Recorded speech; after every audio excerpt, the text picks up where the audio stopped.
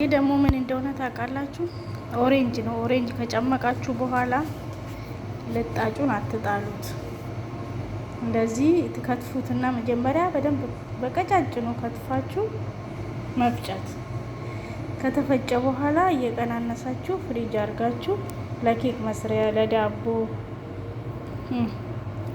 ያውን ፈጭቼው ነው። ይሄንን ግን ለመፍጨት ግን በደንብ በደቃቁ መከተፍ አለበት። ምክንያቱም ይሄ ጠንካራ ስለሆነ ማሽን እንትን ይላል፣ ማሽን ይጎዳል።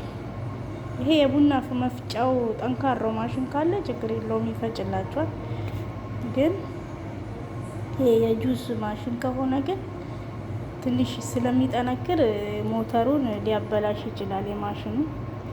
በተረፈ ይሄው እንደዚህ በትንንሽ እቃ ቀንሳችሁ ፍሬዘር ማድረግ ለብዙ ጊዜ ትጠቀሙበታላችሁ።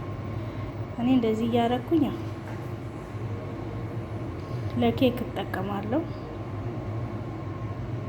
አንድ የሾርባ ማንኪያ፣ አንድ ኬክ ስትሰሩ አንድ የሾርባ ማንኪያ በቂ ነው። ከበዛበት ያው ኬኩን ያስተኛዋል። እና እንደዚህ አድርጋችሁ መጠቀም ነው እላችኋለሁ።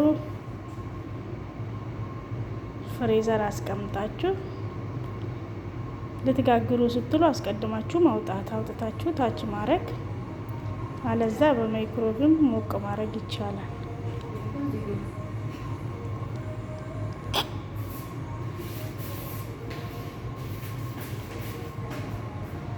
እና እንደዚህ አድርጋችሁ ተጠቀሙ። ቴስቱ በጣም ነው ደስ የሚለው። ለዳቦ ራሱ ስትጋግሩ፣ ለዳቦ በዛ ብልም ችግር የለውም። በዛ አድርጋችሁ ስታረጉ ቴስቱ ራሱ ደስ ይላል። እና እንዴት ነው? አያምርም?